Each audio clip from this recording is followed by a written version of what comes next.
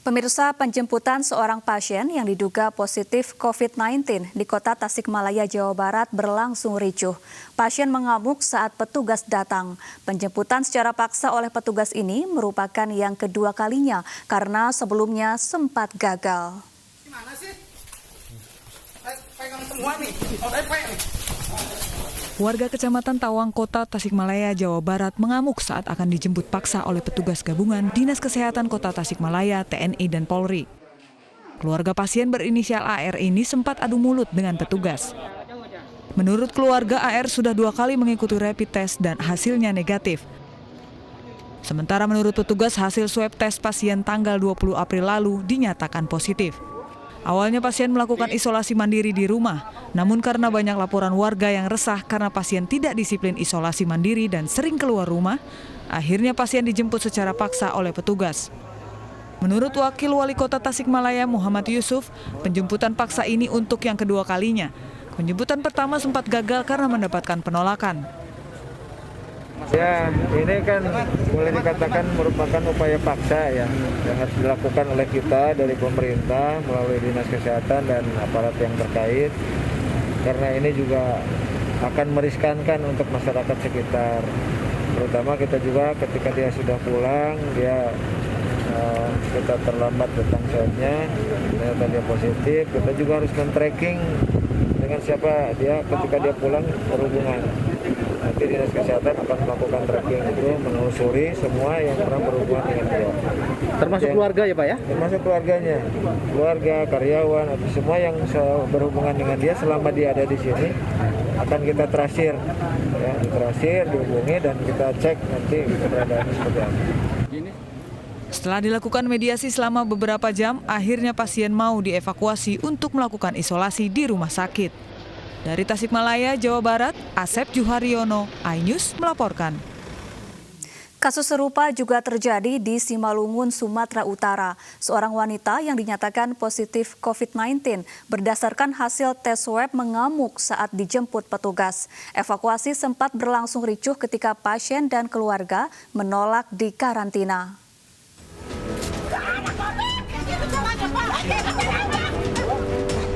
Seorang wanita berinisial DS warga Parapat Kecamatan Girsang, Sipangan, Bolun, Simalungun, Sumatera Utara mengamuk saat petugas gabungan medis dan kepolisian menjemput paksa.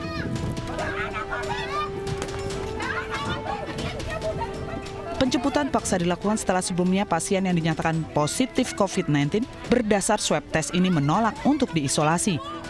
Penjemputan paksa mendapat penolakan dari DS dan keluarganya, bahkan saat proses evakuasi sempat terjadi kericuhan.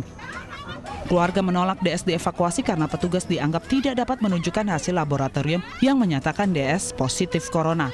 Sebelumnya DS wanita berusia 36 tahun ini bersama 6 anggota keluarganya sudah menjalani karantina selama 14 hari dan diperbolehkan pulang karena hasil swab tes pertama negatif.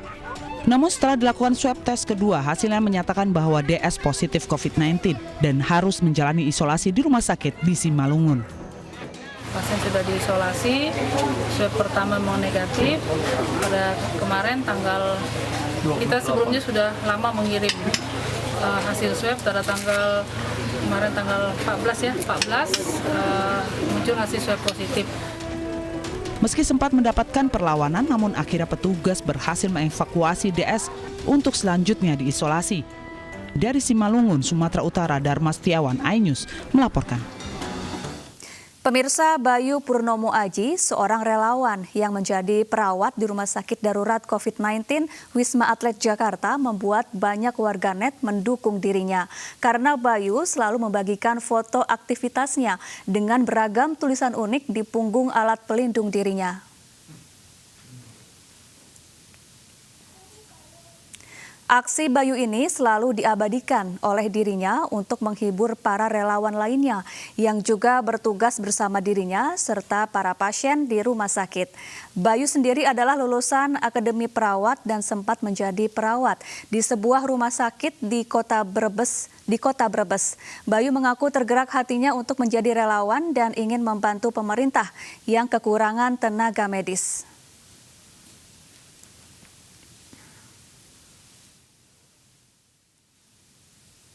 Pemirsa, seorang perawat yang menjadi relawan di Rumah Sakit Darurat COVID-19 Wisma Atlet akan berbagi cerita suka duka selama berada di sana. Sudah bersama kami Bayu Purnomo Aji, relawan asal Kota Banjarnegara, Jawa Tengah. Selamat siang Mas Bayu, bagaimana kabarnya?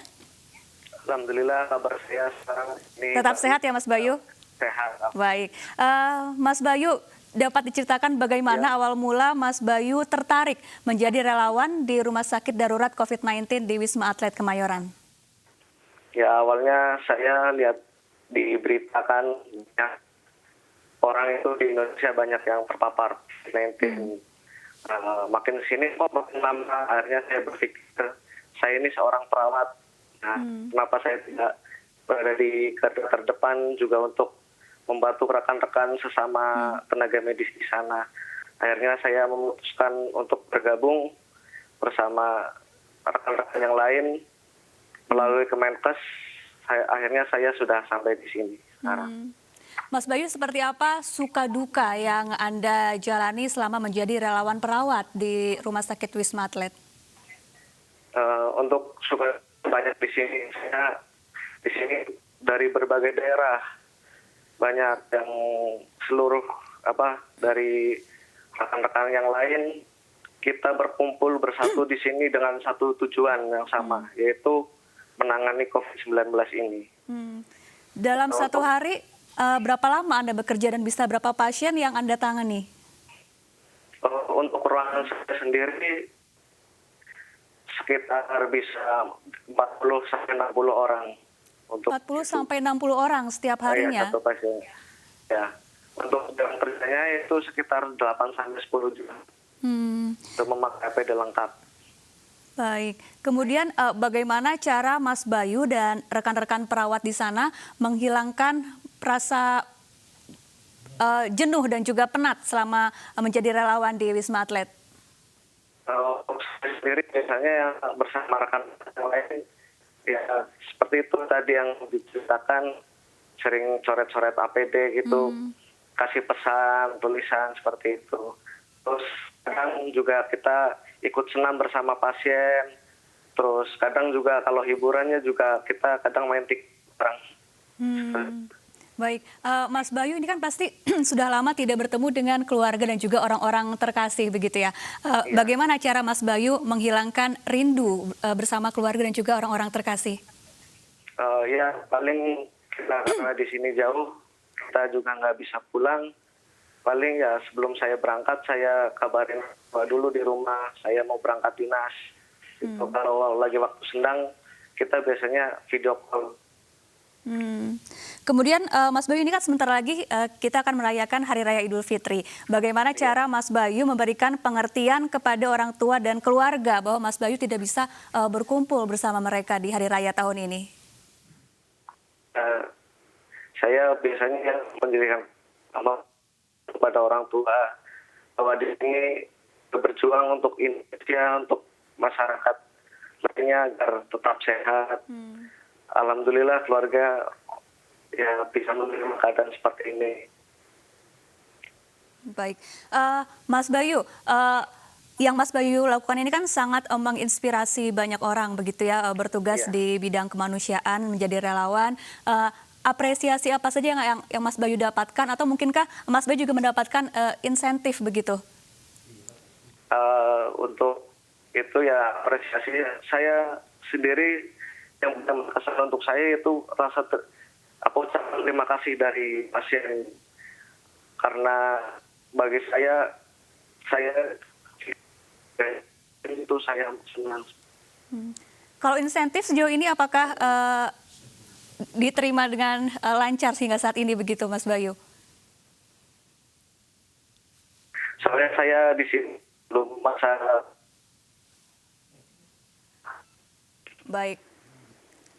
Baik, terima kasih Mas Bayu Purnomo Aji sudah bergabung bersama kami di News Siang. Tetap sehat dan tetap semangat, dan juga salam untuk rekan-rekan perawat di sana. Pemirsa, kita ke informasi selanjutnya. Rumah Sakit Umum Daerah Bengkulu menghentikan sebagian pelayanan kesehatan. Puluhan dokter dan perawat terpaksa isolasi mandiri setelah 2 perawat berstatus positif COVID-19. Penularan virus corona akibat minimnya alat pelindung diri.